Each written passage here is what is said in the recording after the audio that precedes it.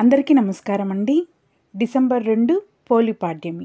ఈరోజు చేసే పూజలకు కోటి జన్మల పుణ్యం లభిస్తుంది. శివునికి ప్రీతికరమైన కార్తీక మాసం మరికొద్ది రోజుల్లో ముగియపోతోంది. ఈ కార్తీక మాసంలో ప్రతి ఒక్కరూ అత్యంత భక్తి శ్రద్ధలతో శివుడిని పూజిస్తారు. ఈ కార్తీక మాసంలో చివరగా జరుపుకునే పండుగ పోలిపాడ్యమి. కార్తీక అమావాస్య మరుసటి రోజు పోలిపాడ్యమిని జరుపుకుంటారు. డిసెంబర్ 2వ తేదీన పోలిపాడ్యమి వచ్చింది. డిసెంబర్ 1వ తేదీన కార్తీక మాసం ముగుస్తుందండి. కార్తీక మాసం ముగిసిన మరుసటి రోజు పోలిపాడ్యమి జరుపుకుంటారు. పోలిపాడ్యమి తెల్లవారుజామునే ప్రతి ఒక్కరూ నదుల్లో దీపాలు వదులుతారు. అలాగే శివాలయానికి వెళ్ళి శివునికి అభిషేకాలు చేస్తారు. అరటి డొప్పల్లో దీపాలు వెలిగించి నీటిలో వదులుతారు. ఈ పోలిపాడ్యమి రోజున 30 ఒత్తులతో దీపారాధన వెలిగించాలి. పాడ్యమి రోజున 30 ఒత్తులతో దీపం వెలిగిస్తే కార్తీక మాసం నెల రోజుల పాటు శివుడికి దీపారాధన చేసినంత పుణ్యం లభిస్తుంది. ఈ పాడ్యమి రోజున చేసే పూజలకు కోటి రెట్ల పుణ్య ఫలితం లభిస్తుంది. కార్తీక మాసం నెల రోజులు చేసే పూజల కన్నా పాడ్యమి రోజులో చేసే పూజలకు విశేషమైన పుణ్యం లభిస్తుంది. మరి ఇంతటి పవిత్రమైన పోలిపాడ్యమి రోజున శివుడిని ఎలా పూజించాలి, 30 ఒత్తుల దీపం ఎలా వెలిగించాలి, అరటి డొప్పల్లో దీపాలు ఎలా వెలిగించాలి, నదుల్లో దీపాలు వదలలేని వారు ఇంటి దగ్గర దీపాలను ఎలా వదలాలి, అలాగే పాటించవలసిన నియమాలు ఏమిటో ఈ వీడియోలో తెలుసుకుందాం. డిసెంబర్ 1వ తేదీన ఆదివారం నాడు ఉదయం 11 గంటలకు పాడ్యమి తిథి ప్రారంభమయ్యి డిసెంబర్ 2వ తేదీన సోమవారం నాడు మధ్యాహ్నం 12 గంటల వరకు పాడ్యమి తిథి ఉంటుందండి. డిసెంబర్ 2వ తేదీన మాత్రమే నదుల్లో దీపాలు వదలాలి. డిసెంబర్ 2వ తేదీన సోమవారం నాడు స్త్రీలు తెల్లవారుజామునే నిద్రలేచి ఇంట్లో పూజ చేసుకోవాలి. ముందుగా ఇంట్లో శివ పూజను చేసుకోవాలి. పోలిపాడ్యమి రోజున బ్రహ్మ ముహూర్తంలో ఇంట్లో పూజ చేసుకుంటే శివుని అనుగ్రహం లభిస్తుంది. బ్రహ్మ ముహూర్తంలో పూజలు చేయలేని వారు ఉదయం 9 గంటల లోపు ఇంట్లో పూజ పూర్తి చేసుకోవాలి.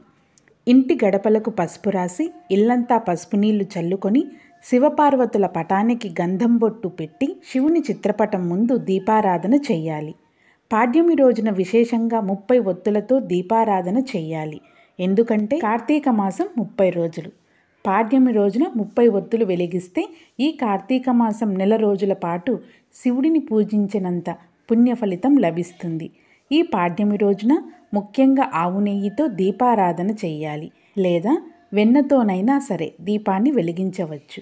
మట్టి ప్రమిదలో ఆవు నెయ్యిని పోసి అందులో 30 ఒత్తులు వేసి మీ పూజ గదిలో ఉన్న శివుని చిత్రపటం ముందు దీపం వెలిగించాలి.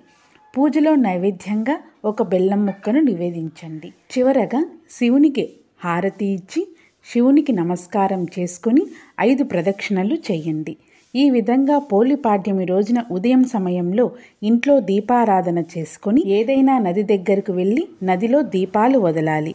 శివుని తలపై గంగాదేవి ఉంటుంది కాబట్టి ఈ పాడ్యమి రోజున నదుల్లో దీపాలను వదిలితే గంగాదేవి ఎంతో సంతోషిస్తుంది.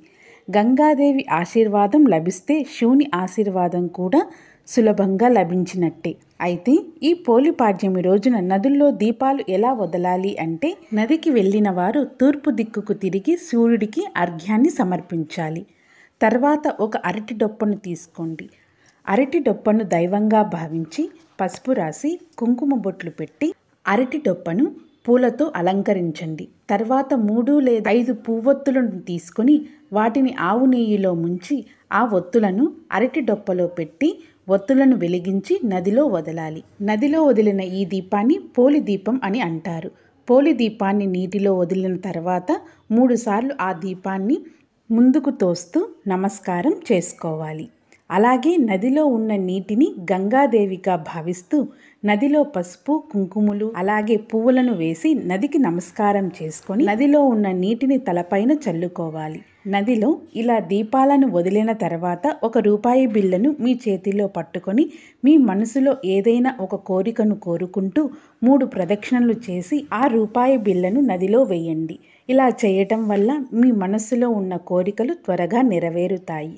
ఈ విధంగా పోలిపాడ్యమి రోజున మధ్యాహ్నం 12 గంటల లోపు నదుల్లో పోలి దీపాలను వెలిగించాలి. అయితే నదులకు వెళ్ళలేని వారు మీ ఇంట్లో ఉన్న తులసి కోట ముందు దీపాలను వదలవచ్చు. తులసి మొక్కలో 33 కోట్ల మంది దేవతలు నివసిస్తారు. కాబట్టి తులసి మొక్క ముందు పళ్ళెం పెట్టి అందులో నిండుగా నీళ్లు పోసి నీటిలో పసుపు, కుంకుమలు, పూలు అలాగే రూపాయి నాణాలు వేసి అరటి డొప్పల్లో దీపాలు వెలిగించి వాటిని నీటిలో వదిలి నమస్కారం చేసుకొని నీటిని తలపైన చల్లుకోవాలి. ఈ దీపాలు కొండెక్కిన తర్వాత పళ్ళెంలో ఉన్న నీటిని ఎవరు తిరగని ప్రదేశంలో పారబోయాలి. ఈ విధంగా పోలిపాడ్యమి రోజున నదుల్లో దీపాలు వెలిగించి సాయంత్రం సమయంలో శివాలయానికి వెళ్ళి శివాలయంలో ఉన్న ధ్వజస్తంభం దగ్గర ఉసిరి దీపం కానీ 365 ఒత్తుల దీపం కానీ వెలిగించి శివుడిని దర్శించుకుంటే ఈ కార్తీక మాసంలో మీరు చేసిన పూజలకు కోటి జన్మల పుణ్య ఫలితం లభించడంతో పాటు శివుని సంపూర్ణ అనుగ్రహం మీకు మీ కుటుంబంపై ఉంటుంది. అలాగే ఈ పోలిపాడ్యమి రోజున శివాలయానికి వెళ్ళిన భక్తులు శివాలయంలో ఉన్న నంది కొమ్ముల మధ్య శివుడిని దర్శించి నంది చెవిలో మీ కోరికలను చెప్పుకుంటే మీ కోరికలు నేరుగా శివుని పాదాల చెంతకు చేరుకుంటాయి. ముఖ్యంగా ఈ పోలిపాడ్యమి రోజున ప్రతి ఒక్కరూ ఖచ్చితంగా ఉపవాసం ఉండాలి. ఈ రోజున చేసే ఉపవాసాలకు ఎంతో పుణ్యం లభిస్తుంది. శివుడు అభిషేక ప్రియుడు కాబట్టి ఈ పోలిపాడ్యమి రోజున నీటితో కానీ ఆవు పాలతో కానీ శివుడికి అభిషేకం చేస్తే శివుని ఆశీర్వాదంతో మీ ఇంట కష్టాలు పోయి అష్టైశ్వర్యాలతో జీవిస్తారు. ఈ పాడ్యమి రోజున రావి చెట్టు కింద ఒక నెయ్యి దీపం వెలిగిస్తే చాలా మంచిది.